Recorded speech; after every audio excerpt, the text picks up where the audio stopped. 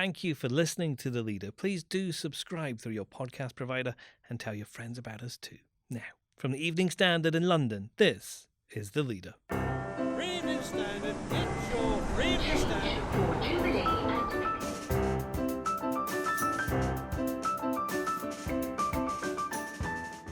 Hi, I'm David Marsland. Trapped in the virus epicenter, the British citizens China won't let leave. Some families, some couples are facing some very difficult decisions. Some have young children, and it looks like only one parent may be able to return back to Britain. Our deputy political editor Nicholas Cecil on the extraordinary diplomatic wrangle over a repatriation flight. Also, why is there a shortage? It seems to be a combination of issues. Not everything is produced in the UK, so many large pharmaceutical companies will have manufacturing plants all over the world. Evening Standard health editor Ross Lydall talks to Tanya Snuggs about his exclusive report into a shortage of hormone replacement therapy drugs.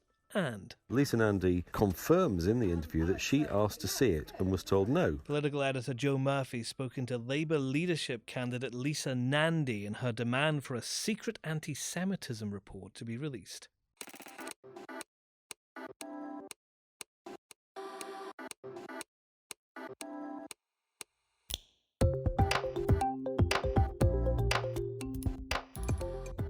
Taken from the Evening Standard's editorial column, this is The Leader. For the whole thing, pick up the newspaper or head to standard.co.uk/comment. In a moment, why has China been stopping a UK flight from landing in Wuhan?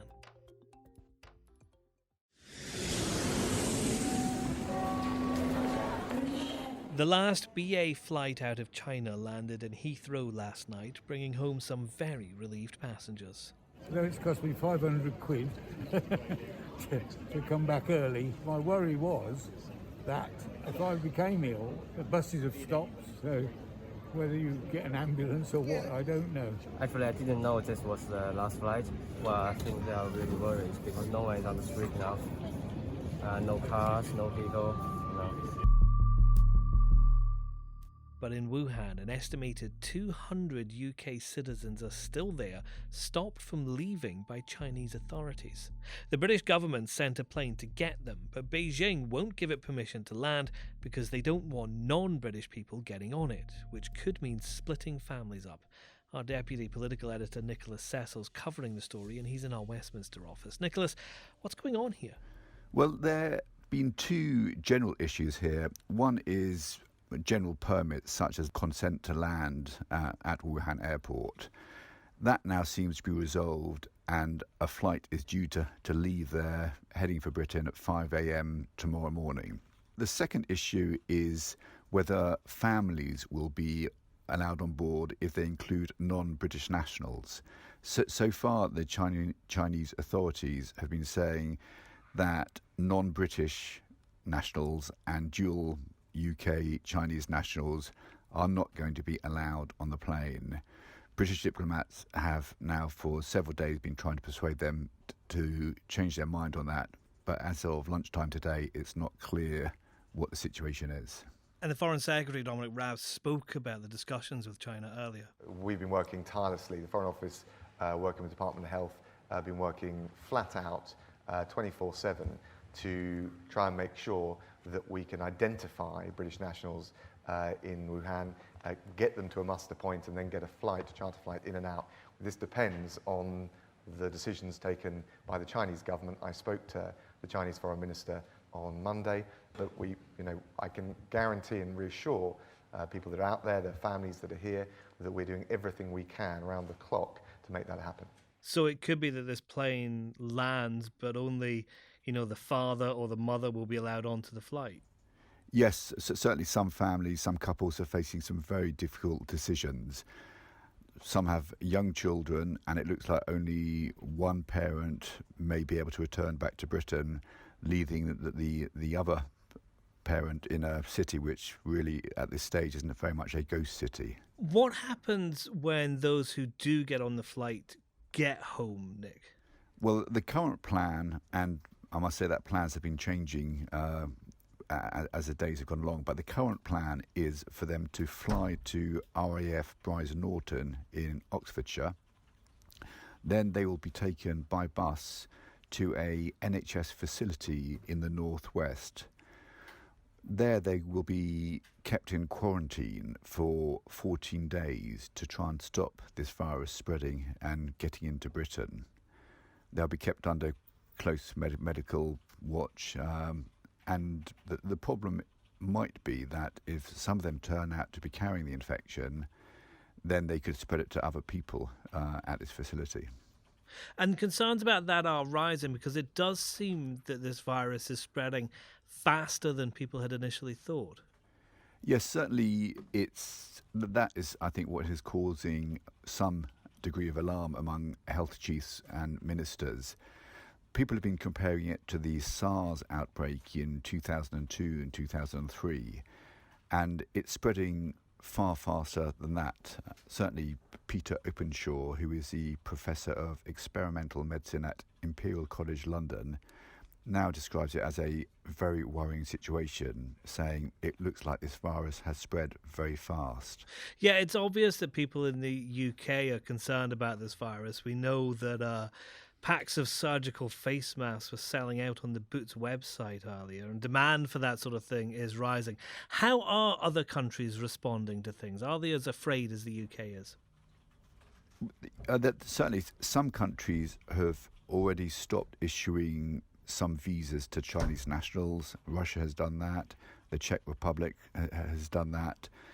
And one area of really growing concern is that if this infection reaches less developed parts of the world where they've got poor healthcare, and particularly if you've got highly populated areas, the concern there is that the virus could spread even quicker and have even bigger impact. Next. Some might come in back into stock at the end of February, some March, some are even predicted to be out of stock until the very end of the year. Health editor Ross Lydall on the HRT shortage that's leaving some women waiting months for treatment. The Evening Standard revealed a shortage of hormone replacement therapy drugs is leaving some women going through menopause waiting months for treatment. And despite the Health Secretary pledging to intervene, some drugs will be out of stock until later this year. Our editorial column says that's unacceptable. This is a problem that has blighted lives for too long and must now be urgently addressed by the government. The unavailability of such drugs is having an unacceptable impact on women who need them to overcome the effects of the menopause. It's obvious this is not a niche issue. Every woman will face this challenge, and it's wrong that the drugs they need to help them are too often hard to obtain. Mr. Hancock said this week that the shortages were the result of problems at factories overseas which produced them, and said he recognised the importance of the issue. That's good, but he must do much more to ensure the problem is rapidly resolved. Women across Britain deserve nothing less. The story was broken by our health editor Ross Lydall, who spoke to Tanya Snuggs from the Evening Standard's audio news team. Ross, you've been talking to some women affected by these shortages. Just tell us what they've told you and what you've found. Well, the story broke around 6 months or so ago when it came to national attention that there were shortages of a number of different HRT products. And by chance, we were actually looking into this a week or so ago when readers got in touch to say they were still having problems despite government pledges back in October to try and stop the problem happening. And the other day at Health Questions in the House of Commons, Munira Wilson, who is the new MP for Twickenham, stood up and asked Matt Hancock, the Health Secretary, what he was doing because she had been contacted by her constituents saying it was still a problem. And basically today's story is the result of both our own research and concerns that she raised with Matt Hancock. And what particular, because there's lots of different types of HRT, isn't there? What particular type is being affected? What is there a shortage of? It's a combination of everything as far as we understand. And what the British Menopause Society found was that some patches are available, some are not.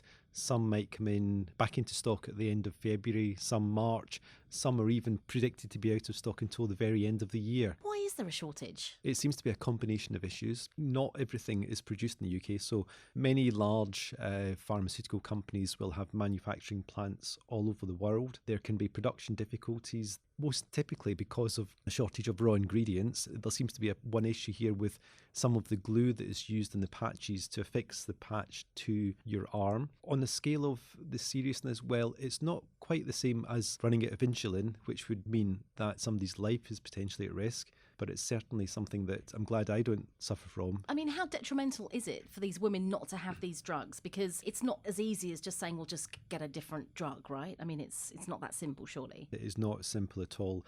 One, there's the practical problem that these drugs are prescription drugs. The second problem is that the GP may not know much either about the menopause or about the alternative drugs.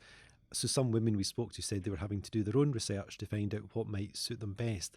The third factor is that the side effects from these drugs are different according to the doses within them, according to the type of drugs. Obviously, we were told that there are actually 34 symptoms of the menopause. So you can imagine how varied the kind of suffering that women will experience. It's not like going into Boots and asking for ibuprofen because Nurofen has run out. It's just not that simple. The active ingredient in these drugs is different. So what's Matt Hancock said and what is he doing about it? Well, he recognised it was an issue, so he gave a sympathetic response without giving a detailed response. To be fair to the Department of Health, last October they did impose a sort of trade embargo on HRT drugs produced in the UK to prevent their export, so that at least the stocks that we have in the country shouldn't leave the country, to try and prevent the overall number on the shelf not declining.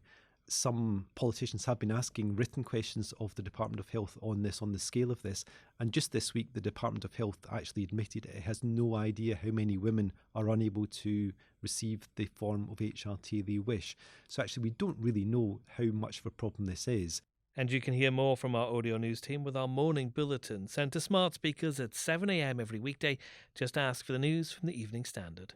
Now, Labour leadership contender Lisa Nandy is challenging the party's high command to publish a secret report on anti-Semitism.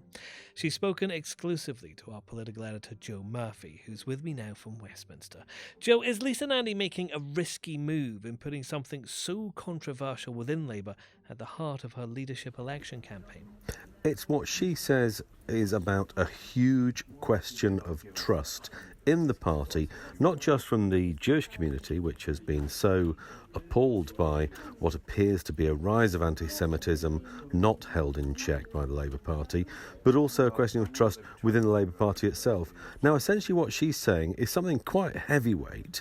She's saying the party, I need to be assured, is saying the same thing to one authority as it's saying to us. Now, Labour has sent a submission, totally confidential up till now, we've not seen it, to the Equality and Human Rights Commission about what happened to do with anti-Semitism and how those allegations were handled. And so far this has only been seen by the former Shadow Cabinet, by the leader and by the deputy leader, and maybe a handful of officials. Now, yesterday, all the candidates for Labour leadership were called in and given a briefing on the work done to tackle anti-Semitism, and Lisa Nandy confirms in the interview that she asked to see it and was told no. And Jenny Formby, the General Secretary, said, we've taken legal advice, you can't see it. But no reason was given for that refusal. So Lisa said that if she is leader, she will publish it because it's so important to restore trust in the party. It's quite a big thing to raise, it's quite a big commitment to make. But this has been a hugely damaging issue, especially in North London, where there are lots of key seats still being fought over the next few years. When you interviewed her, did she strike you as someone who was expecting to be the next Labour leader? Because she has been a bit of an outsider, although there is some momentum behind her campaign. I think she is one of the most interesting people in the contest by a long way. Now, she says, I'm not in this contest to broaden the conversation, I'm in it to win it.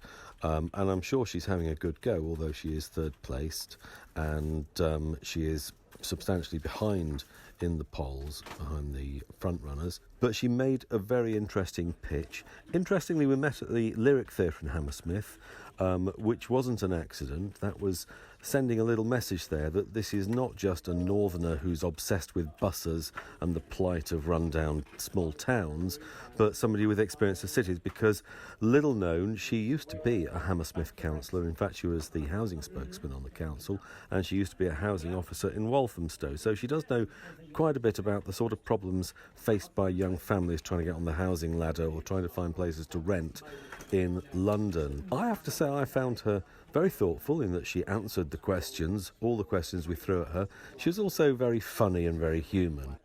So she's certainly very brave. Is that going to be enough to win the competition? She's definitely ballsy. It's not going to be enough to win it on its own. You never know, she might get some more momentum now. But what she has done, she's staked out a place in the political debate in this country as a gutsy, brave, principled, and I think a lot of people will say, yeah, we'd like to hear more of Lisa and Andy over the next few years, whatever the result of the leadership campaign itself.